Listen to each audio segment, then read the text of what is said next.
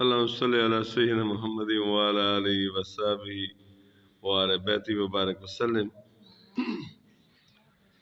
وعن أبي موسى رضي الله تعالى عنه قال رسول الله صلى الله عليه وسلم: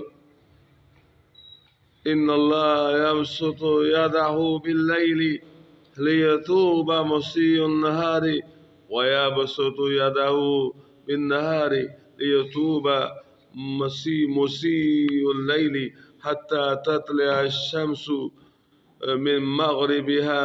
رواہ مسلم. حضرت ابو موسیٰ رضی اللہ تعالیٰ عنہ فرماتے ہیں کہ اللہ کے محبوب رسول صلی اللہ علیہ وسلم نے فرمایا: تحقیق اللہ تعالیٰ رات کو اپنی رحمت و مغفرت کا ہاتھ پھیلاتا ہے تاکہ دن کے گناہ گاروں کی توبہ قبول فرمائے.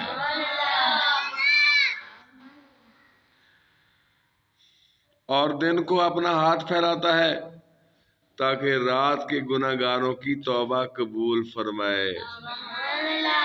یہ کب تک ہوتا رہے گا؟ حدیث پاک میں آتا ہے یہاں تک کہ آفتاب طلوع ہو مغرب کی طرف سے. جب تک نشانی قیامت کی بہت بڑی نشانیوں میں سے ایک نشانی ہے کہ سورج جب قیامت آئے گا، قیامت کا دن آئے گا تو سورج مشرق کی بجائے مغرب سے طلوع ہوگا. اس وقت تک اللہ تعالیٰ توبہ کا دروازہ کھلا رکھے گا.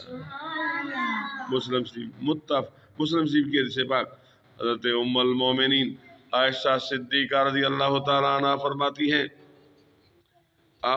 ہیں قال رسول اللہ صلی اللہ علیہ وسلم: ان العبد اذا اعترف ثم تاب اللہ علیہ. متفق علیہ.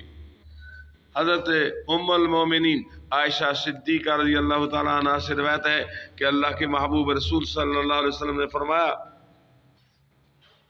جب بندہ اپنے گناہوں کا اعتراف کرتا ہے، کیا کرتا ہے؟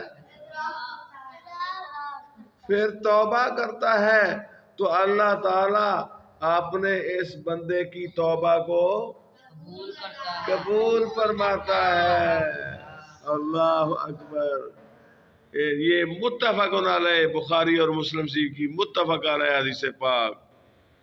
آگے حضرت ابو ہریرہ رضی اللہ عنہ سے روایت ہے عن ابی ہریرہ رضی اللہ تعالی عنہ قال رسول اللہ صلی اللہ علیہ وسلم: من تاب قبل ان تطلع الشمس من مغربها تاب اللہ علیہ.